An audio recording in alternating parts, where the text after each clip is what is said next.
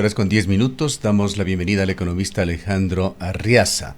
Él es responsable de la cobertura macroeconómica de la firma de las economías andinas, centroamericanas y caribeñas en Barclays Banco de Inversión. Alejandro, bienvenido. Quisiéramos esa visión externa que se tiene sobre Ecuador. Aquí internamente hay una preocupación constante sobre ese eje transversal de todos los problemas que tiene Ecuador, que es la economía. ¿Cómo ha evolucionado la situación en el marco del gobierno de Daniel Noboa? Sí, buenos días, un gusto acompañarlos de nuevo acá en el programa.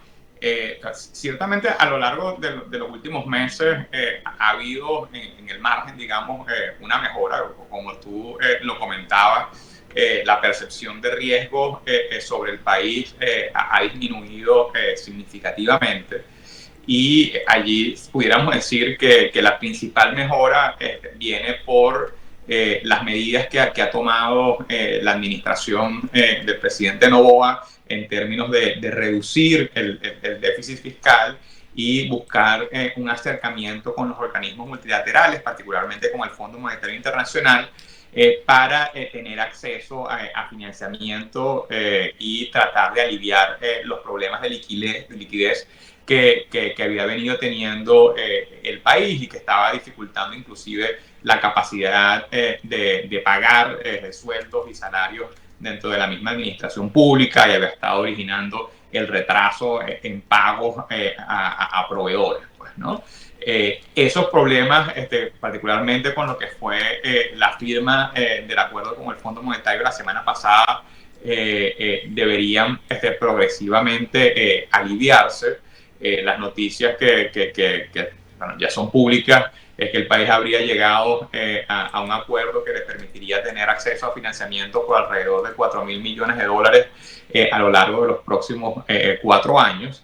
En adición a lo que son estos recursos que vienen del Fondo Monetario Internacional, otros organismos multilaterales como el Banco Interamericano de Desarrollo, la Corporación Andina de Fomento, el Banco Mundial, entre otros, pudieran estar proveyendo recursos adicionales, que en el caso de 2024 el total pudiese estar cercano a los $4.500 millones, pues, ¿no? Y eso, en adición a las fuentes de financiamiento doméstico que pueda tener el gobierno, permitirían un escenario que hace un poco más manejable la situación, pues, ¿no? Aún así, todavía quedan grandes retos por delante.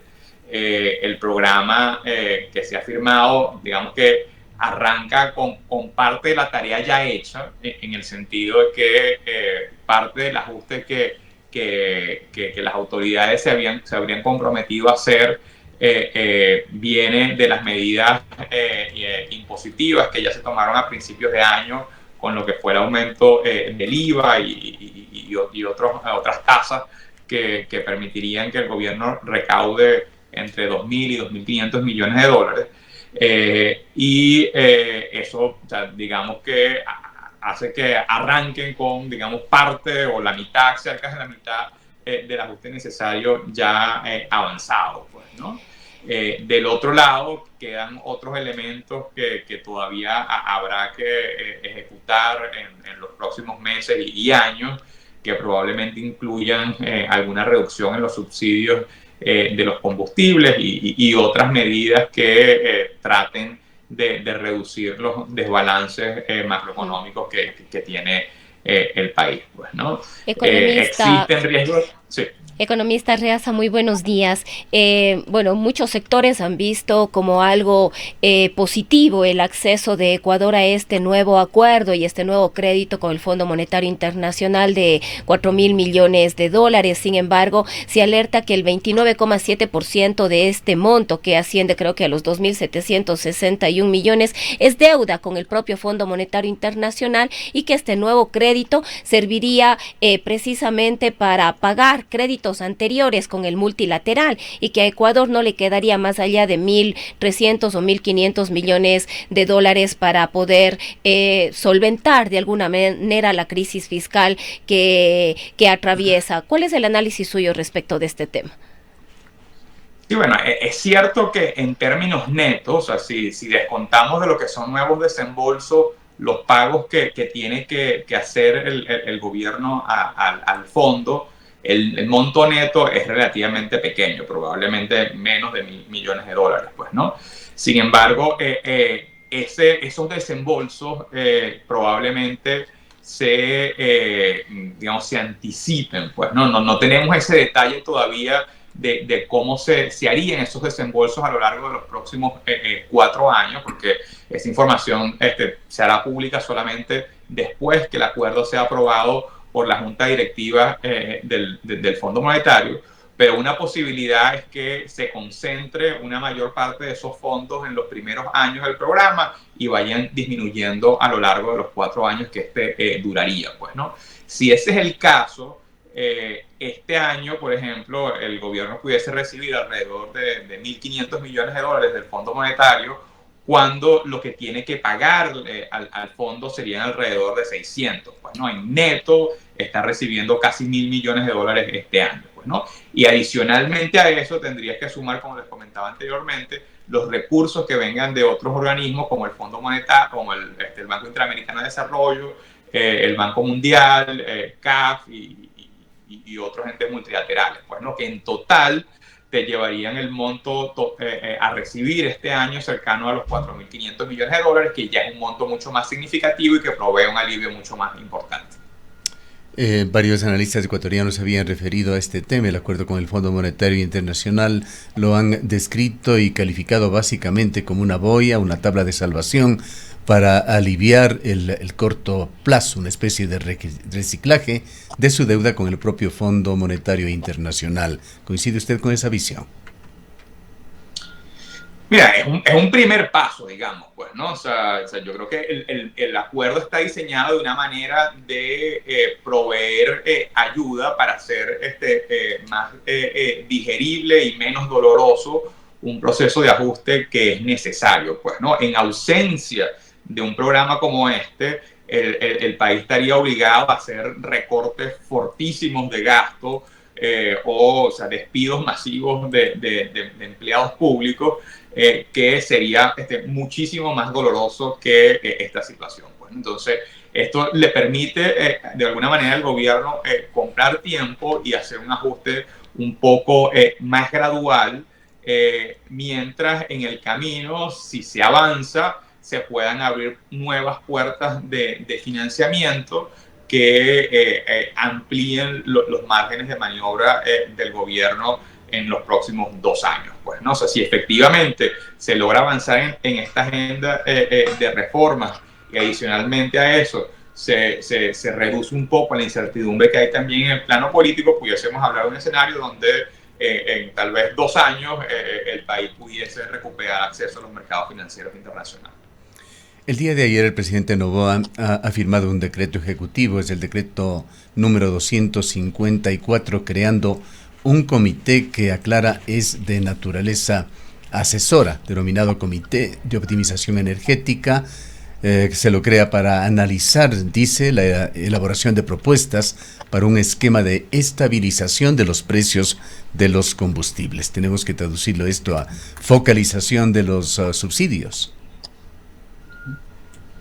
Sí, bueno, sin duda ese será uno de los componentes de este acuerdo que se acaba de firmar con el Fondo Monetario. Pues, o sea, necesita el país reducir de alguna manera los gastos que tiene hasta ahora, y uno de esos grandes gastos es precisamente el subsidio a los combustibles, pues, ¿no? Que consume más de $3.000 millones anualmente. Pues, ¿no? ¿Cómo se va a hacer? Creo que es un poco lo que está todavía por verse. Pues, ¿no? Hasta ahora entiendo que la principal propuesta del gobierno es atacar primero lo que sería el subsidio a la gasolina, y donde existe un poco más de incertidumbre es sobre qué se pudiese hacer en el caso del diésel, que como todos sabemos es el que concentra la mayor porción de los subsidios, pero también es el que sería como que más social y políticamente sensible. Con esto de la caída del riesgo país, ¿han mejorado las condiciones para eventuales créditos de Ecuador? Sí, Sí, bueno, sí ha bajado un poco la prima de riesgo, sin embargo, hoy técnicamente el país no tiene acceso todavía a mercados financieros internacionales, ¿no? Por eso es importante estos otros acuerdos que se han logrado con organismos multilaterales, que son los que en momentos como estos pueden proveer recursos, pues, ¿no? En la medida que el proceso avance, como te comentaba, esa prima de riesgo pudiera seguir bajando y allí sí abrirse la posibilidad de acceso a mercados financieros internacionales. Sin embargo, existe una ventana que el gobierno pudiese tratar de usar a lo largo de los próximos meses para acceder a financiamiento o al menos hacer operaciones de manejo de pasivos, digamos, a reducir la deuda de corto plazo y pasarla por deuda de más largo plazo, a través del uso de garantías que pudiesen estar proveyendo los organismos multilaterales, pues, ¿no? Y se pudiesen concretar operaciones como la que se hizo usando como colateral las Islas Galápagos, los compromisos que se hicieron en materia ambiental en las Islas Galápagos, y que dieron espacio para la emisión de bonos azules, con los cuales el mercado acepta una carga de intereses menores a las que en condiciones normales tendría que pagar el país, con tal de que el país se comprometa a proteger algunas de sus reservas naturales. Pues, ¿no? La combinación de eso con garantías de organismos multilaterales pudiese ser una opción que en los próximos meses le dé acceso a recursos al gobierno. Economista, yo quisiera también insistir en las medidas en las cuales va a tener que entrar el país. ¿A qué medidas está obligado el gobierno de Daniel Noboa a tomar e implementar, sobre todo en este tiempo que le queda al frente del gobierno a propósito de este nuevo crédito del Fondo Monetario Internacional? Una de ellas ya se había mencionado incluso en este diálogo, que es la eliminación o la reducción de los subsidios. Desde hace tiempo se viene hablando de la focalización en tema de impuestos. Habrá que considerar algunos elementos, o con el incremento del IVA al 15% ya no se pensará en más impuestos. ¿Qué medidas nomás estará obligado Ecuador a tomar a propósito de este nuevo acuerdo con el multilateral? Bueno, ese tipo de detalles todavía queda un poco por confirmarse. Pues como te comentaba anteriormente, la información que al menos hasta ahora es pública es sobre el tamaño del programa. Pues, ¿no? Entonces, la composición exacta y las medidas que estarían condicionando la entrega de estos recursos se conocerá probablemente en las próximas semanas, una vez que el Fondo Monetario, la Junta Directiva del Fondo, apruebe este programa, pues, ¿no? Por lo que se sabe hasta ahora, ese programa contiene, o debería contener, probablemente dos grandes componentes, pues, ¿no? Uno es la parte de impuestos, que ya está hecha. O sea, allí probablemente no habría que hacer mucho más de lo que ya la administración hizo a principios de año.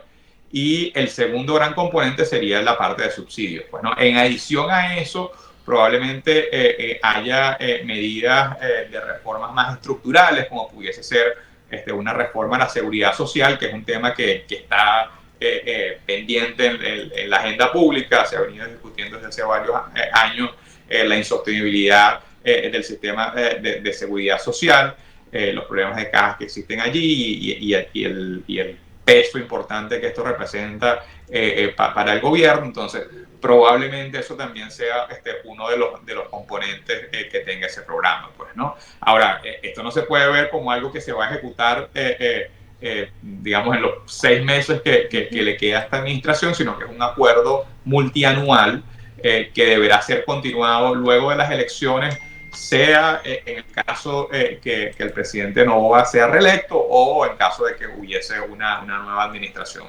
que sea electa. Se hablaba antes del acuerdo con el Fondo Monetario Internacional de las necesidades financieras de Ecuador. Se las cifraban en aproximadamente 11.000 millones de dólares, que es lo que tendría que financiar el gobierno de Noboa, por lo que se pone en perspectiva este acuerdo con el Fondo Monetario Internacional, que es un alivio, o da un alivio parcial. ¿Qué otras fuentes tiene Ecuador? Hay también la convicción de que difícilmente podría acceder a la banca internacional privada, con sus operadores también nacionales, por cuanto se tomó en la Asamblea, en el marco de la Ley de Eficiencia Energética, una controversial medida en la cual se incluyó al ingreso de estos eventuales créditos en el impuesto a la salida de divisas, lo cual encarecería aún más estos créditos, por lo que se ha descartado. Además que aparentemente Ecuador no tiene todavía la imagen como para acceder a esos créditos. Por otra parte, en el presupuesto general del Estado, me parece que había una cifra que superaba los 4.000 millones de dólares de emisión de bonos del Estado. Y es allí donde surgen otras preocupaciones, pues no hay muchos receptores de estos bonos más allá del Instituto Ecuatoriano de Seguridad Social, que a su vez se encuentra en una situación bastante crítica. Sí, bueno, como te decía, en principio nuestro estimado es que de esos cerca de 10.000 millones de dólares que el país necesitaría este año, alrededor de la mitad, digamos, o sea, 4.500 millones aproximadamente, pudiesen venir de organismos multilaterales, pues, ¿no? En adición a eso, está la posibilidad de que el gobierno trate de renegociar la deuda que existe con China. Esa deuda ha venido cayendo significativamente a lo largo de los últimos años, y aún el país tiene colateralizado, tiene como garantía para esos préstamos alrededor de 300.000 barriles de petróleo diarios que el país está comprometido a vender a empresas chinas, pues, ¿no? Entonces, pudiese haber allí un espacio, sea para posponer algunos de esos pagos a China, o potencialmente obtener nuevos desembolsos de financiamiento a través del Banco de Desarrollo Chino y otras instituciones financieras, pues, ¿no? La porción restante sí muy probablemente tendría que venir de fuentes de financiamiento interno. Allí, aunque la situación de caja de la seguridad social es bastante estrecha, al menos pudiese haber la posibilidad de que se haga el refinanciamiento igual de lo que son vencimientos de deuda interna. O sea, buena parte de esos recursos que tú mencionabas que se asumen que se obtendrían en el mercado interno no es necesariamente financiamiento nuevo, sino digamos, el refinanciamiento de deuda vieja que estaría venciendo este año, pues, ¿no? Con lo cual allí eso pudiese ser manejable, aunque, bueno, dentro de unos márgenes que todavía son bastante apretados, pues. Pero digamos que al menos por este año y el que viene, estas fuentes que te comento, multilaterales, tal vez algo de China y el mercado doméstico, pudiesen ser suficientes para manejar las necesidades que tiene el país. Y la incertidumbre más grande que aún queda sería cómo afrontar los compromisos que vienen a partir de 2026, donde el país va a enfrentar vencimientos de deuda externa mucho más importantes, y allí sería necesario dos opciones, pues, principalmente, ¿no? Una, o que efectivamente el país logre recuperar acceso a mercado, porque la prima de riesgo continúe bajando, y allí pueda refinanciar esa deuda que comienza a vencer en el 2026, o que el país proactivamente busque operaciones de manejo de pasivos, como te comentaba antes, a través de bonos azules o bonos verdes colateralizados con multilaterales, como se hizo en el caso de Galápagos. Ahora, dejando de lado las deudas, ¿hacia dónde debe mirar Ecuador para la generación de riqueza? Ecuador se ha caracterizado por ciertos commodities, ciertos productos estrella de exportación de la agroindustria y del agro, pero al momento tenemos estos proyectos mineros que son muy controversiales y soportan mucho rechazo por parte de las organizaciones ciudadanas en Ecuador. Aparentemente es la principal apuesta del gobierno de Daniel Noboa.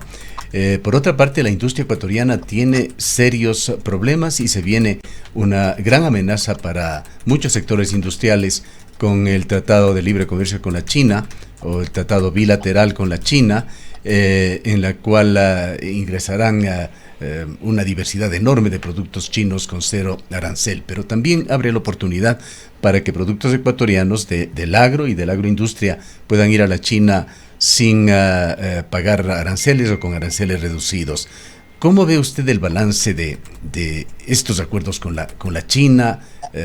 ¿Dejarán realmente un saldo positivo para Ecuador? Y le reitero, ¿cuál debería ser la mirada de Ecuador para la generación de riqueza? Bien, no queda duda que la principal ventaja competitiva que tiene el Ecuador está concentrada en la gran riqueza de recursos naturales con la que cuenta el país, pues, ¿no? Y eso incluye, obviamente, tanto sus recursos petroleros como mineros, pues, ¿no? No usar esos recursos sería condenar al país a un crecimiento muy bajo y a la carencia al menos de una fuente de financiamiento que permita desarrollar otras áreas de la economía, pues, ¿no? Entonces, el país necesita avanzar en el desarrollo de proyectos en los sectores de recursos naturales. Ciertamente esos proyectos implican algunos tipos de riesgo, pero también es cierto que existen mecanismos para mitigar esos potenciales riesgos ambientales, pues, ¿no? O sea, tenemos economías a lo largo del mundo con los estándares más altos de protección ambiental, como pudiese ser Canadá, Noruega u otros países, que logran desarrollar estos sectores de una manera armónica y consistente con la preservación del medio ambiente, y siempre que se logre construir un consenso político alrededor de estas iniciativas, serían como que el camino más fácil que tiene el país, al menos a corto plazo, pues, ¿no? Aún así, la materialización de esos proyectos toma tiempo, pues, ¿no? Entonces, a corto plazo, lo que se pudiese ver es tal vez el desarrollo gradual de alguna de estas iniciativas que probablemente lleguen a su madurez en 3 o 4 años, pues, ¿no? El presidente Noboa a principios de año tuvo una gira internacional, visitó no solamente Nueva York, sino también Canadá, y allí se reunió con diferentes empresas mineras que tienen un interés en desarrollar esas iniciativas, ¿no? Si eso se materializase, creo que pudiese rendir a un cambio importante en el país. A lo largo de los últimos años hemos visto proyectos como Fruta del Norte, Mirador, que años atrás no existían y hoy producen más de $2.000 millones para el país, pues, ¿no?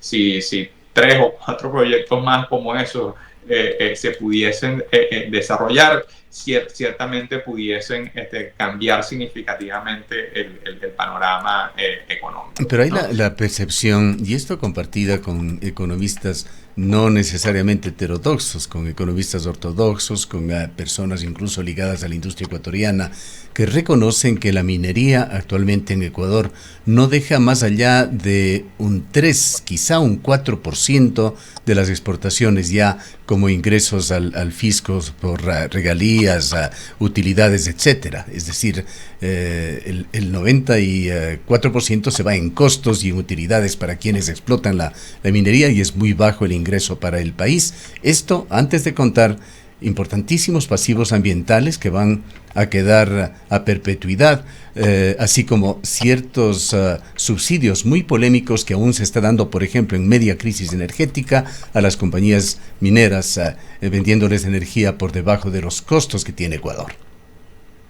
Sí, las regalías en el sector minero, a diferencia del caso del sector petrolero, son bastante bajas, pues, ¿no? Sin embargo, allí los principales recursos fiscales que pudiese estar obteniendo el país vendrían del impuesto sobre la renta que pudiese cargarse a esas empresas, pues, ¿no? Y además de lo que serían los beneficios fiscales que el país pudiese recibir, están todos los encadenamientos en otros sectores que de alguna manera proveen bienes y servicios para el desarrollo que de estas catalizan la economía de alguna manera, adicionalmente a los ingresos reales.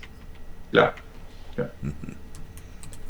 Y esa, digamos, tendría que ser una de las líneas a seguir por el gobierno de Noboa, la minería. O sea, no es la única, pues, ¿no? Pero ciertamente sería un área importante, pues, ¿no? O sea, luego de eso, bueno, no sé si el país tiene otros sectores, o sea, pudiera ser la pesca, el camarón, la misma agricultura, que pueden contribuir en el desarrollo del país, pero ciertamente, o sea, la principal oportunidad que tiene el país a corto plazo está concentrada en los sectores de minería y petróleo.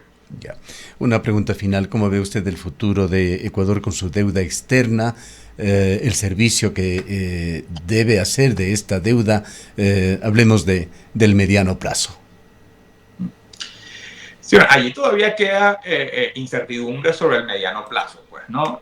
Como yo te comenté otras veces, o sea, yo soy de la visión que Ecuador no tiene un problema de solvencia. Ecuador hasta ahora lo que ha tenido es un problema de liquidez, pues. Los niveles de deuda del Ecuador son relativamente moderados. Sin embargo, si el país no logra recuperar la confianza de los mercados financieros internacionales y recupera acceso a financiamiento externo, refinanciar esos pagos de deuda que tiene a mediano plazo pueden resultar en problemas, pues, ¿no? Entonces, allí, digamos que las dos principales fuentes de incertidumbre para ver si eso se hace más manejable a mediano plazo son, uno, los riesgos de implementación que enfrenta el programa que se acaba de firmar con el fondo. Hay que ver si efectivamente eso es políticamente y socialmente factible.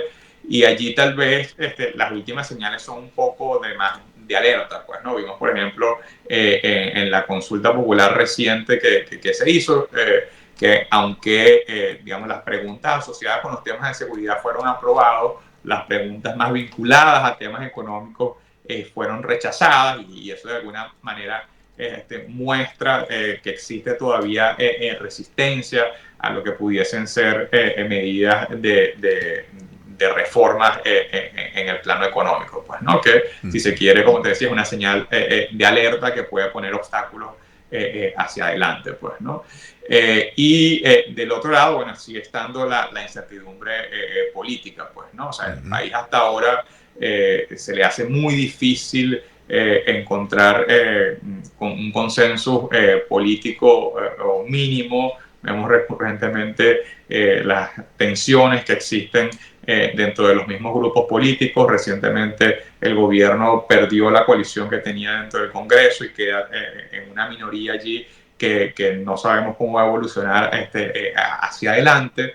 Y en el medio, bueno, tenemos todavía la elección que debería realizarse el año entrante, pues, ¿no? Entonces, todos estos factores todavía, si se quiere, nublan un poco el horizonte de más mediano plazo, y habrá que ver, digamos, paso a paso cómo cada uno de estos temas evoluciona a lo largo de los próximos meses. Bien, una pregunta adicional, Alejandro, por favor. Sabemos que esto queda fuera del umbral de la cobertura macroeconómica que tú haces profesionalmente en Barclays, pero quisiera una opinión, por lo menos general, de cómo se está viendo por allá el experimento de Javier Milei en la Argentina. Sí, bueno, hasta ahora el presidente Milei ha logrado avanzar en algunas de sus reformas, pues, ¿no?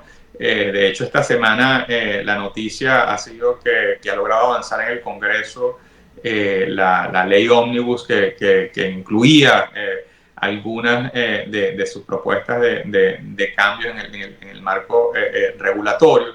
Sin embargo, es un proceso que todavía, si se quiere, parecido en cierta manera a lo que ha pasado en Ecuador, enfrenta temas de gobernabilidad y político que hacen todavía o sea, incierto el panorama de más mediano plazo. Pues, ¿no? Aunque la administración hasta ahora de Argentina ha logrado dar pasos, si se quiere, en la dirección correcta, el problema de gobernabilidad todavía deja mucha incertidumbre sobre la sostenibilidad de estas medidas en el mediano plazo. Bien, muchísimas gracias, Alejandro, por habernos acompañado. Gracias a ti. Declaraciones del economista Alejandro Arriaza. Él es responsable de la cobertura macroeconómica de la firma de la economía andina, centroamericana y caribeña en Barclays Banco de Inversión.